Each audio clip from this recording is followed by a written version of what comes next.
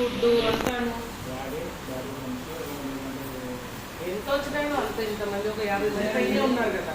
ఇంతమందికి పొద్దున్న మళ్ళీ మా హాస్పిటల్కి వెళ్తే మందులు తీసుకోవాలి, వాళ్ళకి బట్ట ఫుడ్, మార్నింగ్ టిఫిన్, మధ్యాహ్నం రాత్రి అన్నం పెడతారా.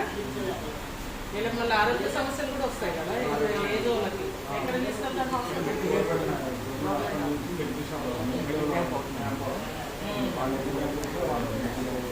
ఇప్పుడు ప్రజెంట్ అయితే అందరూ ఆరోగ్యంగానే ఉన్నారా? బాగానే ఉంటారు. వీళ్ళకి బాత్రూమ్ అంతా నీట్గా నీకు ఉంటారా క్లీన్ చేసేవాళ్ళు? ఇదంతా ఇదంతా మామూలు 2 సంవత్సరాలు చూపిస్తాను. 2 సంవత్సరాలు నేర్పిస్తున్నారు, అన్నం పెడుతున్నారు.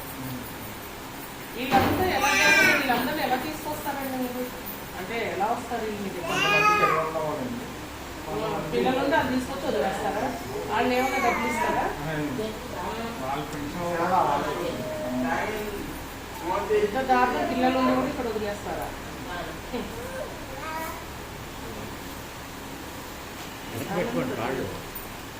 పర్లేదు పర్లేదు.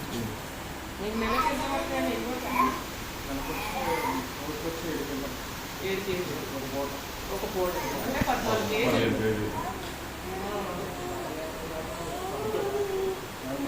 450 కేజీలు 500 కేజీలు. రైస్ పంపిస్తాను. నెంబరే తీసుకోండి.